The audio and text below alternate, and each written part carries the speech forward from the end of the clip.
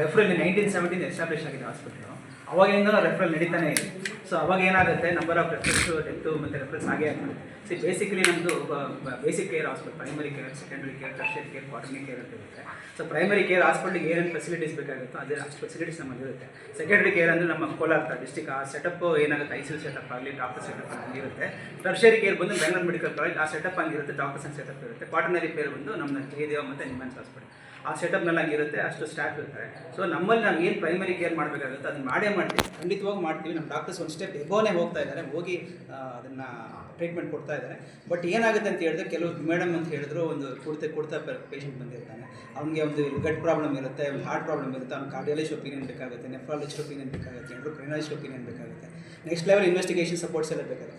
ಅವನ್ನ ನಾವು ಸೇವ್ ಮಾಡೋಕ್ಕೋಸ್ಕರ ನಾವು ರೆಫರ್ ಕೊಡ್ತೀವಿ ಹೊರತು ಸುಮ್ಮನೆ ಯಾರೂ ಅಷ್ಟೇ ನಾವು ಯಾರೂ ರೆಫರ್ ಕೊಡ್ತಾ ಇಲ್ಲ. ಸೊ ಹಂಗಾಗಿ ನಾನು ಒಂದು ಮಾಹಿತಿ ಲಾಸ್ಟ್ ಟೈಮ್ ಹೇಳಿದೆ ನಿಮಗೆ, 20,000 ರಿಂದ 22,000 ನಾವು OPD ಪರ್ ಡೇ ನೋಡ್ತೀವಿ, ಒಂದು ತಿಂಗಳಲ್ಲಿ ನೋಡ್ತೀವಿ. ಅದರಲ್ಲಿ ನಮ್ಮ ರೆಫರೆನ್ಸ್ ಬರೀ ಲೆಸ್ ದೆನ್ 200 22,000ಕ್ಕೆ 200 ರೆಫರಲ್. ಇವನ್ ನಾವು ಬೆಂಗಳೂರು ಮೆಡಿಕಲ್ ಕಾಲೇಜ್ನಲ್ಲೂ ನಾನು ಕೆಲಸ ಮಾಡಿದ್ದೀನಿ, ಅಲ್ಲೂ ರೆಫರಲ್ ಮಾಡ್ತೀವಿ ನಾವು. So that is a part and parcel of hospital. ಎಲ್ಲ ರೆಫರ್ ಮಾಡ್ತಾರೆ ಅನ್ನೋದು ಸುಳ್ಳು ಮಾಹಿತಿ. ಎವ್ರಿ ಮಂತ್ ಹೇಳಿ, ಎವ್ರಿ ಮಂತ್ ಟೋಟಲ್ ಔಟ್ ಪೇಷಂಟ್ಸ್ನ ನಾವು ಎಷ್ಟು ನೋಡ್ತೀವಿ, ರೆಫರ್ ಎಷ್ಟು ಮಾತ್ರ ಮಾಡ್ತೀವಿ ಹೇಳಿ. ರೆಫರ್ ಅಂತ ಹೇಳಿದ್ರೆ ಇವಾಗ ನಾವು ಎವ್ರಿ ಮಂತ್ ನಾವು ಎಷ್ಟು ಔಟ್ ಪೇಷಂಟ್ನ ಟ್ರೀಟ್ ಮಾಡ್ತೀವಿ. ಪ್ರತಿ ತಿಂಗಳು ಅದೇ ಮಾಡೋದು, 20,000 ರಿಂದ 22,000 OPD ಆಗುತ್ತೆ. ಇನ್ಪೇಷೆಂಟ್ಸ್ ಬಂದು 1,000 ರಿಂದ 1,400 ಇನ್ಪೇಷೆಂಟ್ಸ್ ಮಾಡ್ತೀವಿ ನಾವು. ಅದರಲ್ಲಿ ನಾವು ರೆಫರ್ ಬರೀ 200 less than 200 this month, less than 200 ಆ್ಯಾವ್ರೇಜ್ನಲ್ಲಿ ಅದು ತುಂಬ ಸೀರಿಯಸ್ ಆಗಿರೋ ಕೇಸಸ್ ಮಾತ್ರ ರೆಫರ್ ಮಾಡ್ತಾಯಿದ್ವಿ. ಹಂಗಾಗಿ ರೆಫರಲ್ ಸಿಸ್ಟಮ್ ಹಾಸ್ಪಿಟಲ್ ಎಸ್ಟಾಬ್ಲಿಷ್ ಆದಾಗಿದ್ದು ಆಗ್ತದೆ. ಇವಾಗ ಸಿಸ್ಟಮ್ ಅಲ್ಲ. ಇವನ್ ನಾನು ಹೇಳ್ದಂಗೆ ಬೆಂಗಳೂರು ಮೆಡಿಕಲ್ ಕಾಲೇಜಿನ ನಿಮ್ಹಾನ್ಸಿಂದನೂ ಕೆಲವು ಬೆಡ್ ಇಲ್ಲ ಅಂತ ರೆಫರ್ ಮಾಡೋದು ನಾನು ನೋಡಿದ್ದೀನಿ. ಸೊ ಹಂಗಾಗಿ ದಯವಿಟ್ಟು ಅದನ್ನು ತಪ್ಪಾಗಿ ಅರ್ಥೈಸ್ಕೋಬಾರ್ದು. ಹೇಳಬೇಕು ಬಿಟ್ಬಿಡಿ, ನೀವು ಏನು ಪಾಯಿಂಟ್ ಹೇಳೋದು. ಇಲ್ಲಿ ಬೆಳಗ್ಗೆ ಮಾರ್ನಿಂಗ್ 8 to evening 8 ಬಂದಿರ್ತಾರೆ ಡಾಕ್ಟರ್ಸ್ಗೆಲ್ಲ ಗೊತ್ತಾಗಲಿ ಒಳಗಡೆ ನಮ್ಮ OPD ಇದು ಮಾಡೋದು ಇರ್ತಾರೆ. ಮತ್ತು ಏನಾದರೂ ಸಣ್ಣ ಪುಟ್ಟ ಇನ್ಸಿಡೆಂಟ್ ಆದರೆ ನಾನು ಬಂದಿದ್ದೆ ಮೇಡಮ್, ನಾನು ಬಂದಿದ್ದೆ ಹಾಸ್ಪಿಟಲ್ ವಿಸಿಟ್ ಮಾಡ್ತಾರೆ, ಟ್ರೀಟ್ಮೆಂಟ್ ಸಬ್ ಇನ್ಸ್ಪೆಕ್ಟರ್ ಬರ್ತಾಯಿದ್ದೆ, ನಾನು ಬಂದಿದ್ದೆ ಮೊನ್ನೆ. ಎಲ್ಲ ಇದರಲ್ಲಿ ಇನ್ಸಿಡೆಂಟ್ ಆಗಿತ್ತು, ಗಲಾಟೆ ಮಾಡ್ಕೊಂಡಿದ್ದು. ಇಮಿಡಿಯೇಟ್ ಹಂಗೇನಾದ್ರು ಬಂದಾಗ ಇಮಿಡಿಯೇಟ್ ಬಂದುಬಿಟ್ಟು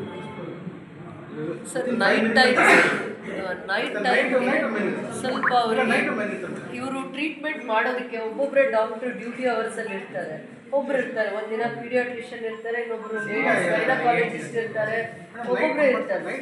ನೈಟಲ್ಲಿ ಏನಾಗುತ್ತೆ ಅಂದರೆ ಪೇಷಂಟ್ ಕಡೆಯವರೇ ಒಂದು 7-8 ಜನ ಇರ್ತಾರೆ.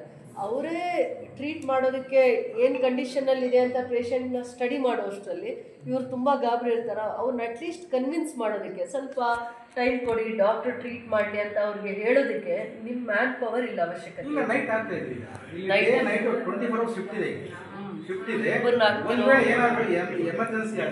ಇಬ್ಬರನ್ನ ನೈಟಲ್ಲಿ ಸ್ವಲ್ಪ ಇಬ್ಬರನ್ನ ನೀವು ಮ್ಯಾನ್ ಪವರ್ನೇ ಕೊಡಿ. ಸಣ್ಣ ಪುಟ್ಟ ಇನ್ಸಿಡೆಂಟ್ ಆದರೆ 1 to 5 ನಿಮಿಷ ಬರ್ತಿದೆ. ನಮ್ದು 10 ಮಿನಿಟ್ಸ್ ಮೇಡಮ್. ಈಗ ನಮ್ದು ರೀಚ್ ಆಗೋದು ನಮ್ಮ ಡಿಸ್ಟಿಕಲ್ಲಿ ಎನಿ ಇನ್ಸಿಡೆಂಟ್ ಎಲ್ಲೇ ಒಂದು ಕಂಪ್ಲೇಂಟ್ ಆದ್ರೂ ವಿತಿನ್ 10 ಮಿನಿಟ್ಸ್ ಒಳಗಡೆ ರೀಚ್ ಆಗ್ತದೆ ಮೇಡಮ್. ನಮ್ಮ ಹಾಸ್ಪಿಟಲ್ ಅಂದರೆ ಇಲ್ಲಿ 5 ಮಿನಿಟ್ಸ್ ಬಂದ್ಬಿಡ್ತಾರೆ ಮೇಡಮ್.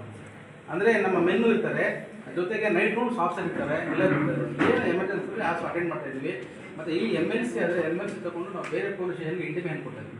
ಅದಕ್ಕಾಗಿ ನಮ್ಮೊಬ್ಬರು ಇಲ್ಲಿ ಇರ್ತಾರೆ. ಎನಿ MLC ಕೇಸ್ ಬಂದರೆ ಕಂಪಲ್ಸರಿ ಇರ್ತಾರೆ, ರಿಸೀವ್ ಮಾಡಿ ಕಳಿಸ್ಕೊಡ್ತಾರೆ. ಡಾಕ್ಟರ್ಸ್ ಗೊತ್ತು ಮೇಡಮ್ ಮಾಡ್ತಾ ಇದ್ದೀನಿ ಅಂತ ಇದ್ದೀರಲ್ವ ಸರ್.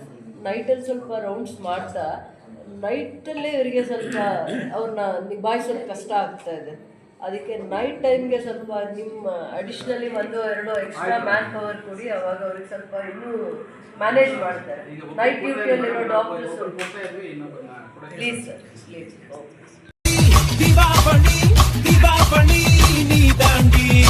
ஆரம்பிக்கலாங்களா?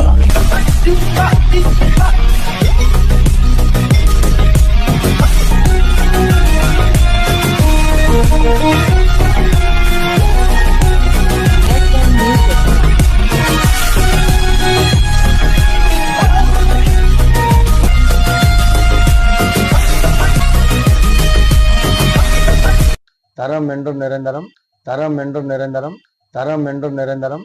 வாங்க